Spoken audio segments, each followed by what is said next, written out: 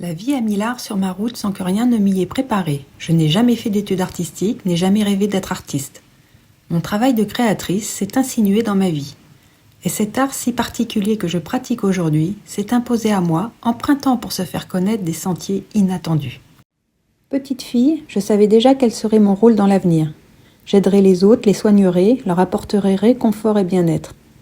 Après une enfance nourrie par un climat sain et limpide, je me suis tout naturellement orientée vers les médecines douces. J'ai suivi une formation de naturopathie et plus tard de kinésiologie. Ma vie d'adulte s'est lancée et après quelques premières expériences professionnelles en France, je suis partie vivre durant plusieurs années à La Réunion puis aux Antilles. Fidèle à ma vocation, je proposais à mes clients des massages et des séances de relaxation.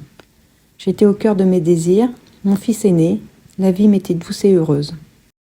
Mais une brusque tempête émotionnelle est venue bousculer mon paisible univers et j'ai dû revenir en France telle une feuille poussée par les vents.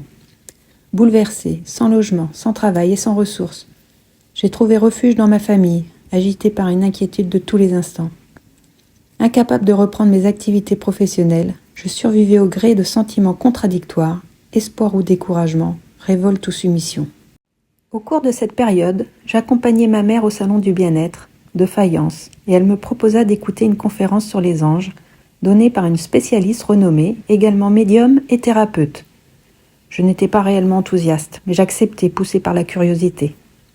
J'ai entendu la conférencière révéler l'existence de 72 anges gardiens, affirmer que chacun d'entre nous était entouré par ces 3 anges de naissance. Moi qui vivais sans religion ni croyance, j'ai accueilli pleinement cette idée. J'avais donc 3 anges gardiens, 3 guides, et je pouvais leur demander de l'aide. Un magnifique rayon de soleil venait d'entrer dans ma vie. Je voulais faire connaissance avec mes anges. La conférencière nous avait recommandé un livre sur le sujet. Croyez-vous au hasard ? Le livre figurait dans la bibliothèque de ma mère et je m'y plongeai dès mon retour. J'ai découvert que mon premier ange était l'ange de l'art et des rêves prophétiques.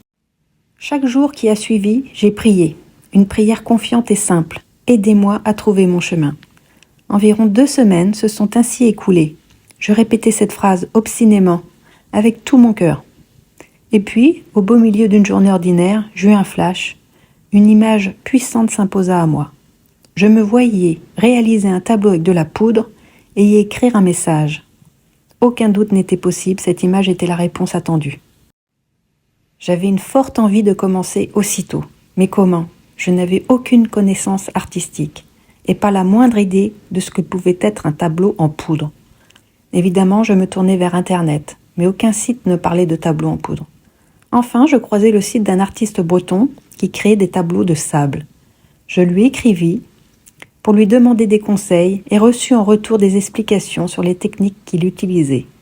Quelque temps plus tard, j'étais prête à me lancer dans une première réalisation. Prête, oui, mais cette feuille vide devant moi, que pouvais-je en faire ? Par quoi commencer ? Quel choix adopter ? Quel message écrire ?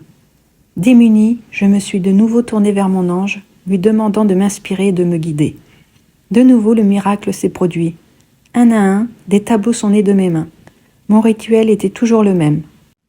Dans un silence total, entouré de bougies, je demandais l'inspiration, puis, dans un état proche de la méditation, concentré sur ma vision intérieure, je déposais le sable et les symboles, sans savoir où j'allais, porté par la plénitude de faire. Pourtant, ma situation personnelle ne s'éclaircissait pas, mais ces moments de création m'emplissaient de paix et m'aidaient à affronter les tourments de ma vie. Peu à peu, mes tableaux ont envahi les murs de la maison de ma mère. Je continuais de prier dans l'espoir de trouver mon chemin. 6 mois se sont ainsi écoulés. Un jour, curieuse de connaître les énergies qui peuplaient son habitation, ma mère fit venir un géobiologue. Alors qu'il parcourait les lieux, il constata que son pendule tournait à une vitesse folle dès qu'il approchait des murs. Étonné par l'énergie extraordinaire qui se dégageait de mes tableaux, il voulut tout connaître de ma démarche créative, puis m'incita à aller plus loin. Vous pouvez aider les autres avec vos tableaux. Ils sont tels des mandalas, leurs vibrations sont puissantes, vous devez créer des tableaux qui ne s'adressent qu'à une personne unique, en harmonie avec son corps vibratoire personnel. De nouveau, j'étais devant une énigme. Je venais d'apprendre qu'un tableau pouvait émettre des vibrations, que les miens rayonnaient d'énergie positive et qu'ils pouvaient aider les autres. Mais comment créer un tableau destiné à une personne précise? Mon guide me donna la réponse. Un prénom et un nom, une date de naissance, je n'avais besoin de rien d'autre. Depuis ce jour, ma vie a pris une nouvelle orientation. Ce réconfort que j'ai toujours souhaité apporter à l'autre, je le dépose dans mes tableaux. Ils sont des talismans, porteurs d'espoir pour ceux qui se cherchent. Le souffle de mon ange gardien aspire chacune de mes créations, chacune est en résonance avec l'intimité vibratoire d'une personne unique. Cette crise profonde qui a traversé ma vie m'a ouvert de nouveaux horizons et m'a permis de découvrir une facette insoupçonnée de mon être. Je suis aujourd'hui artiste plasticienne et mon travail est une merveilleuse source d'équilibre.